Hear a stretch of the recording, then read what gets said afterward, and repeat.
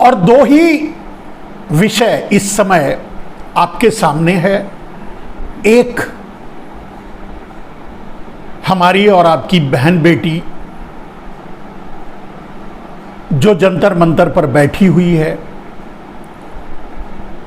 न्याय की मांग को लेकर के वो, और दूसरा मुद्दा है कर्नाटक का चुनाव। वैसे अब जैसे जैसे चुनाव धीरे धीरे नजदीक आ रहा है, ओपिनियन पोल्स या सर्वे के जरिए जो रिजल्ट्स देखे जा रहे हैं उससे निराश होकर के भारतीय जनता पार्टी और खास करके इस समय चुनाव का पूरा दारोमदार टिके भी हुए हैं और निभा भी रहे हैं। कंधे पर डाल रखा है नरेंद्र मोदी और अमित शाह। और आप जानते हैं कि चिरपरिचित अंदाज में नरेंद्र मोदी मुद्दे की बात तो कभी करते ही नहीं।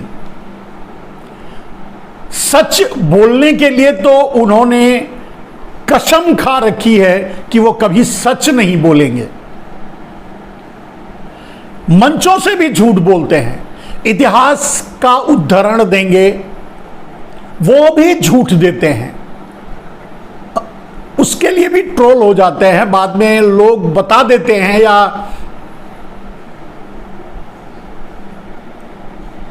कहने का अर्थ यह है कि जो रिजल्ट्स कर्नाटका के चुनाव का दिखाई दे रहा है विभिन्न माध्यमों से, उसे देख करके मोदी जी इतना बौखला गए हैं कि अब वो कुछ भी बोल रहे हैं, वो क्या बोल रहे हैं वो खुद भी नहीं समझ पा रहे हैं। मैंने कहा कि वैसे भी वो सच ना बोलने की कसम खा रखी है। कुछ लोग झूठ ना बोलने की कसम खाते हैं, मोदी जी ने सच ना बोलने की कसम खा रखी है, तो सच तो बोलते ही नहीं।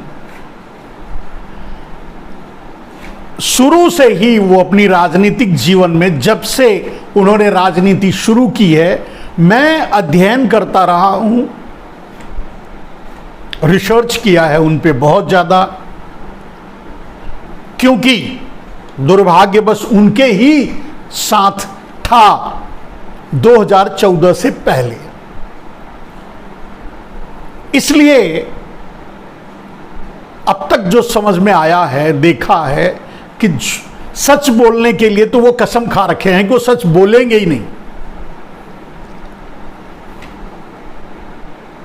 लेकिन झूठ से अब तक काम चलता रहा है। अब उसे झूठ कह लीजिए, जुमला कह लीजिए,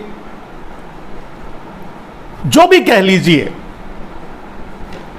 बरगला करके ही, झूठ बोल करके ही, सपने दिखा करके ही, झूठे सपने, सच नहीं, झूठे सपने दिखा करके ही वो राजनीति में सर्वोच्च सीढ़ी, सर्वोच्च पायदान तक पहुंच गए।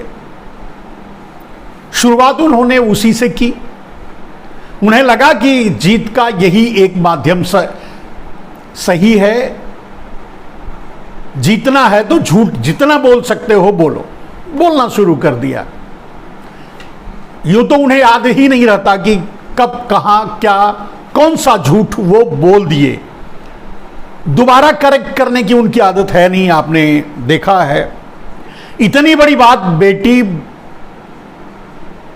पढ़ाओ, बेटी बचाओ, बेटी पढ़ाओ की जगह जब उन्होंने बेटी पटाओ कह दिया था गलती से, तो उसे करेक्ट भी नहीं किया आज तक। तो करेक्ट करने वाले तो मोदी है नहीं। मोदी सोचते हैं कि अगर वो झूठ भी बोल देंगे वही सच है, या फिर अगर गलत उनके मुंह से निकल गया, झूठ, बेटी बढ़ाओ, बेटी बचाओ, बेटी पटाओ, तो वही सच है। और वही सच मान करके भारतीय जनता पार्टी के कारिंदे आज समाज में घूम रहे हैं। इन 8 सालों में आपने देखा होगा कि कैसे कैसे बलात्कारी सामने आए। यह कोई बड़ी बात नहीं है, दोषपूर्ण व्यक्ति कहीं भी हो सकता है, किसी भी पार्टी में हो सकता है, लेकिन यह कभी नहीं हुआ है कि पार्टी उसके दोष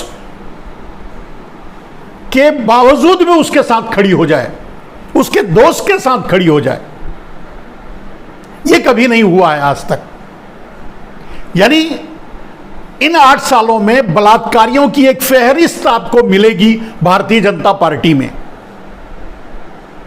लेकिन अंतर जो मिले, हो सकता है कि पहले भी मैंने कहा कि कहीं भी बुरे लोग हो सकते हैं। यह कोई बड़ी बात नहीं है कि भारतीय जनता पार्टी का कोई नेता, कोई सांसद बलात्कारी है, व्यभिचारी है, दुराचारी है, पापी है, यह कोई बड़ी बात नहीं है, हो सकता है। लेकिन यह कभी नहीं हुआ इतिहास में कि उसकी पार्टी, उसका नेतृत्व सब उसके साथ उसके बलात्कार में शामिल हो जाएं, यानी उसके समर्थन में शामिल हो जाएं, यानी उसको बचाने में शामिल हो जाएं। यह कभी नहीं हुआ आज तक इतिहास में, यह पहली बार हो रहा है। 70 साल की राजनीति, चलिए अंग्रेजों की बात को छोड़ दीजिए, भारत जब से आजाद हुआ है तब से लेकर के आज तक किसी भ्रष्टाचारी,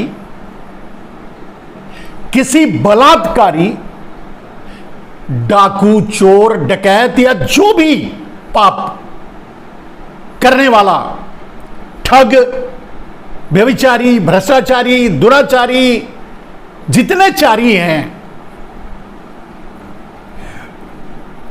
बुरे वाले चारी, अच्छे वाले नहीं, तो जितने बुरे वाले चारी हैं सबके साथ भारतीय जनता पार्टी ताल ठोक के खड़ी हो जाती है, उसका समर्थन भी करने लगती है, उसका बचाव भी करने लगती है, उसके लिए झंडा लेकर पार्टी पूरी सेना उतार देती है, उसके लिए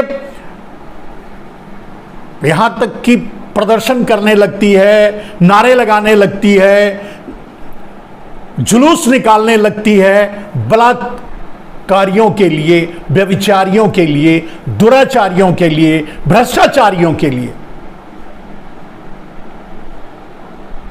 यह 70 साल में पहली बार हुआ है।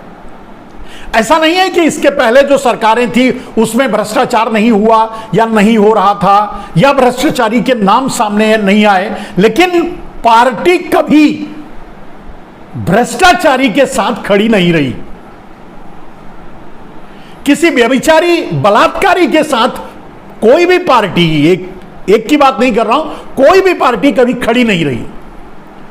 लेकिन मोदी जनता पार्टी एक ऐसी पार्टी है जो बलात्कारियों के साथ ताल ठोक कर खड़ी रहती है, व्यभिचारियों के साथ ताल ठोक कर खड़ी रहती है, भ्रष्टाचारियों के साथ ताल ठोक कर खड़ी रहती है, दुराचारियों के साथ ताल ठोक कर खड़ी रहती है। यानी सतपाल मलिक ने जो कहा कि बुराइयों से उसे कोई परहेज नहीं है, भ्रष्टाचार से उसे कोई परहेज नहीं है, दुराचार से भी उसे कोई परहेज नहीं। और यह सतपाल मलिक जी ने कहा, यह अलग बात है, लेकिन यही तो 70 साल में पहली बार साबित हुआ है, दिख रहा है। अब दोस्तों आता है कर्नाटक का चुनाव। मैंने कहा कि दो बड़ी बातें, दो बड़े मुद्दे इस समय सामने हैं और उन दो मुद्दों के बीच नरेंद्र मोदी चुनाव लड़ रहे हैं, वोट मांग रहे हैं और बलात्कारियों के साथ खड़े होकर माताओं बहनों से वोट मांग रहे हैं। एक तरफ वो बृजभूषण सिंह का हाथ पकड़कर खड़े हैं, क्योंकि बृजभूषण सिंह ने तो धमकी दे दी समझ लो, या ताल ठोक के कह दिया समझ लो, या जो भी समझ लो। उन्होंने तो कह दिया कि अगर मोदी और शाह कहेंगे, नड्डा कहेंगे, तीन ही डंडे वहां हैं, तो तीनों नड्डा, मोदी, शाह और नड्डा कह देंगे तो वो इस्तीफा दे देंगे। अब इसे ये सामने की बात है कि मीडिया ने इसे दिखाया कि भाई बृजभूषण तो ऐसा कह रहे हैं, लेकिन अंदर की बात यह है कि बृजभूषण धमकी दे रहे हैं कि कह के तो दिखाएं, मेरे साथ न जाने कितने लोगों को इस्तीफा देना पड़ जाएगा, कितने लोगों की राजनीति ऐसी तैसी हो जाएगी और पोल खुल जाएगा। यह अंदर की बात है। तो ये उन्होंने जो कहा कि अगर मोदी, शाह और नड्डा जी कहें तो मैं इस्तीफा दे दूंगा, ये धमकी है, इनडायरेक्टली धमकी। कह के तो दिखाओ।